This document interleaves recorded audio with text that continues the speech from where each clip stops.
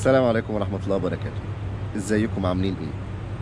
النهاردة موضوع الحلقة مهم جدا، واكيد كتير منكم وقع فيه وما فهمش وما عرفش غير متأخر. موضوع الحلقة عن انك ازاي تختار مدرب سباحة شاطر. عشان تقدر تختار مدرب سباحة شاطر ما ينفعش تاخد بآراء اصدقاء او زمايل او اصحاب.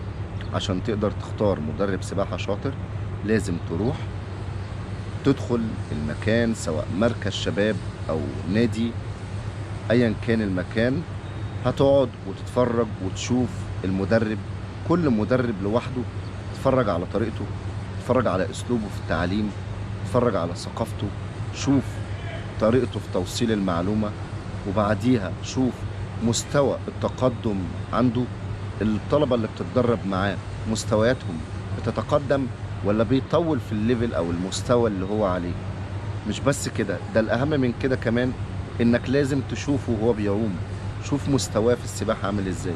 هل هو بيعرف يجيد نوع واحد من السباحة ولا نوعين ولا ثلاثة، ولا بيجيد الاربع عومات. الكلام ده مهم جدا، هيفرق معاك كتير جدا. هيبان لك هل هو فعلا مدرب شاطر وكفء ولا لا. لان للأسف الشديد في الايام اللي احنا فيها زاد جدا عدد مدربين السباحة، وللأسف يعني في منهم كبير أو كم كبير جدا منهم للأسف الشديد ما بيجيتش السباحة أو مستواه ضعيف جدا في السباحة، وللأسف الشديد بيزاول المهنة. فهو بيأثر بالسلب على كتير جدا من اللي بيدربهم واللي بيعلمهم.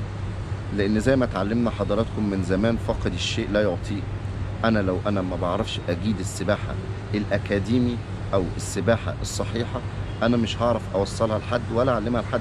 لازم أنا الأول أكون بتمتع بالمهارة عشان أقدر أفيد غيري. وإن شاء الله بإذن الله انتظرونا يوم السبت في إن شاء الله تحدي جميل جدا، وإن شاء الله هيعجبكم. السلام عليكم.